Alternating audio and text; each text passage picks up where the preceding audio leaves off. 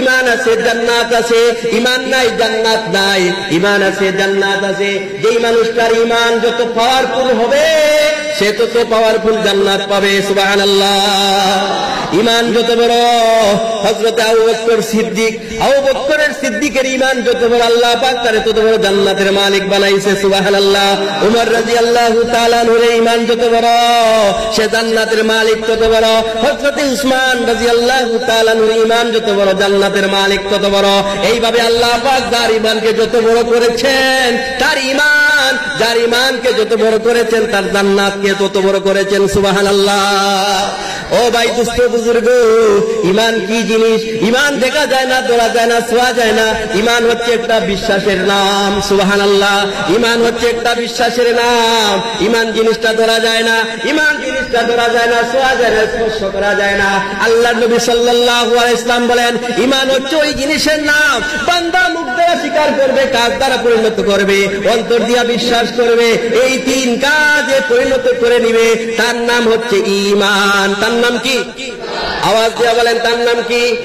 তার নাম হচ্ছে ঈমান। তার নাম হচ্ছে ঈমান। ঈমানের জন্য নবীজি মুহাম্মদুর রাসূলুল্লাহ সাল্লাল্লাহু আলাইহি ওয়াসাল্লাম বলেন, আল ঈমানু আন আবি হুরায়রা রাদিয়াল্লাহু তাআলা আনহু قال قال رسول الله صلى الله عليه وسلم الإيمان بضع وسبعون شعبة فأفضلها قول لا إله إلا الله وأدناها إماتة الأذى عن الطريق والحياء شعبة من الإيمان رواه مسلم। ইমাম মুসলিম রাহমাতুল্লাহি আলাইহি 153 নম্বর হাদিস, 153 নম্বর হাদিসের মধ্যে ইমাম মুসলিম রাহমাতুল্লাহি আলাইহি বলেন, ও ঈমানদার, আল্লাহর নবী বলেছেন, আল্লাহর নবী বলেছেন, আল ঈমানু বিযুওয়া সাবউনা শুবা ফাআফযালুহা কাউলু লা ইলাহা ইল্লাল্লাহ ওয়া আদনাহা ইমাতাতুল আযানিত তারিক ওয়াল হায়াউ শুবাতুম মিনাল ঈমান। ঈমানদার বান্দারা রে, ঈমান জিনিস ধরা যায় না, ঈমান জিনিস ছোঁয়া যায় না, ঈমান জিনিস স্পর্শ করা যায় না।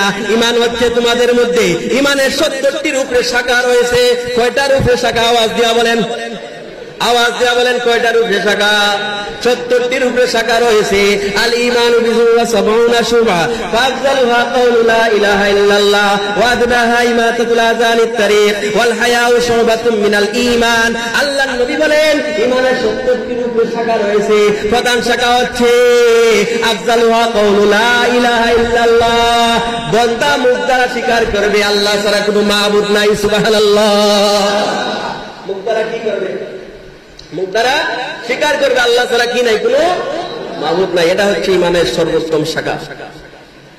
ওয়াদনাহা ইমাতাতুল আযানিত তারিক, আর সর্বনিম্ন শাখা হচ্ছে রাস্তা থেকে কষ্টদায়ক কোন জিনিসকে সরিয়ে ফেলা। সুবহানাল্লাহ।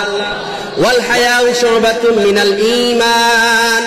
আল্লাহর নবী হাদিসের মধ্যে বলেন, হায়া হচ্ছে, লজ্জা হচ্ছে ঈমানের একটা বিশেষ শাখার নাম। সুবহানাল্লাহ। যার ভিতরে ঈমান, যার ভিতরে লজ্জা নাই তার ঈমান নাই। ঠিক না বেঠিক? আওয়াজ দেওয়া বলেন, ঠিক না বেঠিক? যার ভিতরে লজ্জা নাই তার ঈমান নাই। লজ্জা আছে, ঈমান আছে।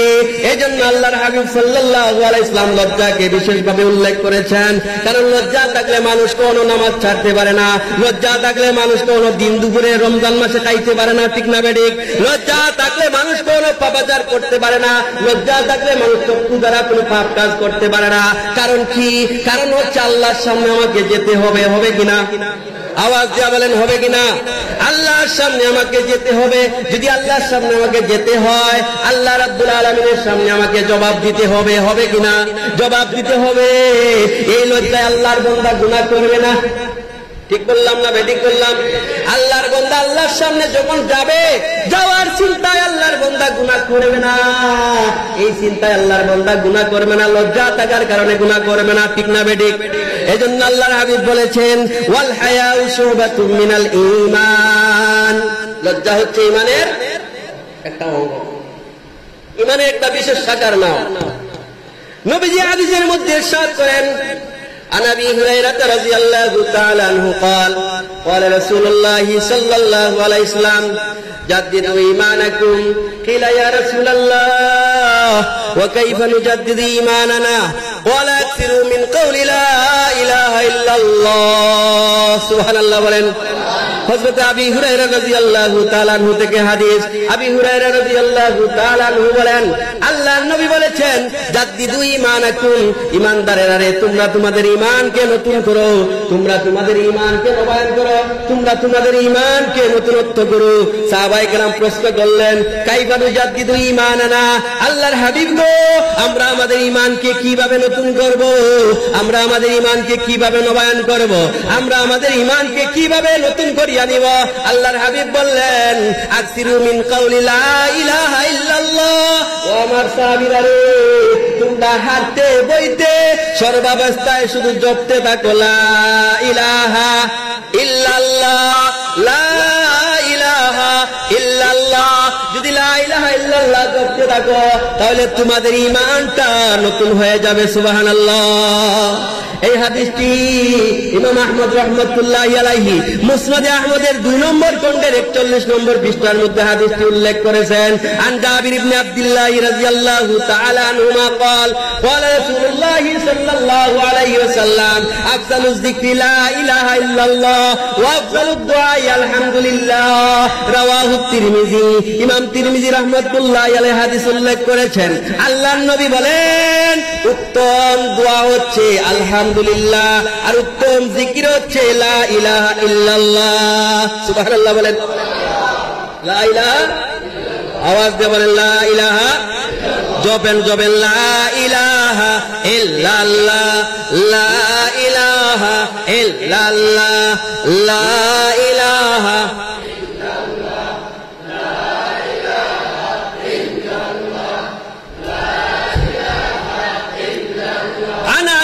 رضي الله تعالى عنه قال قال رسول الله صلى الله عليه وسلم عن علي رضي الله تعالى عنه قال قال رسول الله صلى الله عليه وسلم قال الله تعالى إني أنا الله لا إله إلا أنا من أقر لي بالتوحيد دخل اسمي ومن دخل اسمي أمن من عذابي رواه الشيرازي وهو حديث صحيح। الجامع الصغير, الجامع الصغيরের 2 নম্বর খণ্ডের 243 নম্বর পৃষ্ঠার মধ্যে হাদিস উল্লেখ করেছেন। হযরত আলী রাদিয়াল্লাহু তাআলা আনহু থেকে বর্ণিত হাদিস। আলী রাদিয়াল্লাহু তাআলা আনহু বলেন, আল্লাহর নবী বলেছেন, আল্লাহর নবী বলেন, আল্লাহ বলেছেন। সুবহানাল্লাহ বলেন। কে বলেছেন? আল্লাহ বলেছেন। কে বলেছেন? আল্লাহ বলেছেন, ইন্নী আনাল্লাহু লা ইলাহা ইল্লা আনা, আমি আল্লাহ ব্যতীত আর কোনো মাবুদ নাই। সুবহানাল্লাহ বলেন। ইন্নী আনাল্লাহু লা ইলাহা ইল্লা আনা মান আকাররা লি বিত্তাওহীদ, যে আমি আল্লাহকে তাওহীদ দ্বারা স্বীকার করিয়া নিবে। সুবহানাল্লাহ বলেন।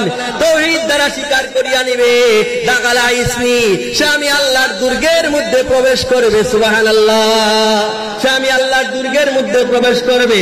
ওয়ামান দাখালা ইসমি আমিনা মিন আযাবি, আর যে আমি আল্লাহর দুর্গের মধ্যে প্রবেশ করবে, সে দুনিয়ার সমস্ত আযাব থেকে বাঁচিয়া যাবে। সুবহানাল্লাহ। আল্লাহর দুর্গ, ঈমান আনার সাথে সাথে আল্লাহর বান্দা কি করছে? আল্লাহর দুর্গের মধ্যে প্রবেশ করছে। সুবহানাল্লাহ বলেন। ঈমান আনছে। আল্লাহর নবী বলেন, আল্লাহ পাক হাদিসে কুদসির মধ্যে বলেছেন, হাদিসে কুদসি ওই হাদিসকে বলে যেই হাদিস নবীজির ভাষায় বলেছেন আল্লাহর কথা। কার কথা? আল্লাহর কথা। কুরআনের মধ্যে আল্লাহ পাক বলেননি, কিন্তু নবীর ভাষায় আল্লাহ বলেছেন। এই হাদিসকে বলে হাদিসে কুদসি। এই হাদিসে কুদসিতে আল্লাহ রাব্বুল আলামিন বলেন যে আমি আল্লাহ ব্যতীত কোনো মাবুদ নাই, তোমরা যারা আমি আল্লাহকে স্বীকার করে নিবা তারা আমি আল্লাহর দুর্গের মধ্যে প্রবেশ করবা, আর যারা আমি আল্লাহর দুর্গের মধ্যে প্রবেশ করবে তারা কোনো দুনিয়ার আযাবের মধ্যে গ্রেফতার হবে না। সুবহানাল্লাহ। আস্তে বলেন সুবহানাল্লাহ। আল্লাহর রাসূল সাল্লাল্লাহু আলাইহি ওয়াসাল্লাম বলেন, আন সাদ্দাদ ইবনে আউস রাদিয়াল্লাহু তাআলা আনহু قال قال رسول الله صلى الله عليه وسلم الكيس من دان نفسه وعمل لما بعد الموت والعاجز من اتبع نفسه هواها وتمنى على الله رواه الترمذي 2459 নম্বর হাদিস। 2459 নম্বর হাদিসের মধ্যে ইমাম তিরমিজি হাদিস উল্লেখ করেছেন। আল্লাহর নবী বলেছেন, হযরত সাদ্দাদ ইবনে আউস রাদিয়াল্লাহু তাআলা আনহু থেকে বর্ণিত হাদিস, আল্লাহর নবী বলেছেন, আল কাইয়িসু মান দানা নাফসাহু, তোমাদের মধ্যে বুদ্ধিমান ওই ব্যক্তি। সুবহানাল্লাহ বলেন। কি মান? বুদ্ধিমান কি মান? আওয়াজ দিয়া বলেন কি মান? বুদ্ধিমান। আল্লাহর নবী বলেন তোমাদের মধ্যে বুদ্ধিমান ওই ব্যক্তি আল কাইয়িস মান দানা নাফসাহু, যে নিজের নফসরে দমন করিয়া চলে। সুবহানাল্লাহ। নিজের নফসরে দমন করিয়া চলে, নিজের নফসরে আয়ত্ত নিয়ে চলে, নিজের নফসরে নিজের আয়ত্ত নিয়ে চলে, নফসের কথা মতো চলে না, নফসরে আয়ত্ত নিয়ে আসছে। আর কি করে? আর মৃত্যু পরবর্তী জিন্দেগির জন্য আল্লাহর বান্দা দুনিয়ার জমিনের মধ্যে আগে আগে আমল করে। সুবহানাল্লাহ। আল্লাহর নবী বলেন সেই হচ্ছে বড় বুদ্ধিমান, ঠিক না বেঠিক? আল্লাহর নবী বলেন তোমাদের মধ্যে সবচেয়ে বড় বুদ্ধিমান ওই ব্যক্তি যে কি করে নিজের নফসরে দমন করিয়া চলে, আর কি করে মৃত্যুর আগে আগে তার সামানা তৈরি করে। সুবহানাল্লাহ। তার সামানা আগে আগে তৈরি করে। নবীজি বলেন তোমাদের মধ্যে বোকা হচ্ছে ওই মানুষটা, ওই মানুষ হচ্ছে বোকা। ওয়ালা আজিজু মান আতবা নাফসাহু হাওয়াহা ওয়া তামান্না আলাল্লাহ, নিজের নফসের মতো চলে আর কই আল্লাহ আমারে মাফ করিয়া দিবনে। আসেনি এমন মানুষ? আওয়াজ দিয়া বলেন আসেনি এমন মানুষ? গুনাহ করে তো করে আর ভয় আল্লাহ মাফ দিব, গুনাহ করে আবার কয় আল্লাহ আমারে মাফ দিব। জানিয়া শুনিয়া গুনাহ করে, জেনে শুনে বুঝিয়া গুনাহ করে, আবার কয় আল্লাহ আমারে মাফ করিয়া দিব রে। আল্লাহ রাসূল বলেন এটা হচ্ছে দুনিয়ার মধ্যে সবচেয়ে বড় বোকা, ঠিক না বেঠিক? কে বলছেন? রাসূল বলছেন। কে বলছেন? রাসূল বলছেন এ হচ্ছে সবচেয়ে বড় বোকা। সুতরাং আল্লাহর নবী বলেছেন তোমাদের মধ্যে বুদ্ধিমান হচ্ছে ওই মানুষ যেই মানুষটা হিসাব করে করে চলে, যেই মানুষটা হিসাব লাগাইয়া চলে, দুনিয়ার জমিনের মধ্যে পা রাখে হিসাব করিয়া পা রাখে, বাজারের মধ্যে যায় আল্লাহর বান্দা হিসাব করিয়া যায়, আমি বাজারের মধ্যে যাই আল্লাহর বান্দা হিসাব করিয়া যায়, কোন দিকে যায় আল্লাহর বান্দা হিসাব করিয়া যায়, চিন্তা করে আমি যে পাটা পালাচ্ছি এই পা পালানোর মধ্যে আমার আল্লাহ রাজি আছেন কিনা। সুবহানাল্লাহ। আল্লাহর রাসূল বলেন ওই মানুষটা হচ্ছে দুনিয়ার মধ্যে সবচেয়ে বড় বুদ্ধিমান। সুবহানাল্লাহ। দুনিয়ার মধ্যে সবচেয়ে বড় বুদ্ধিমান হচ্ছে যে হিসাব করে করে চলে।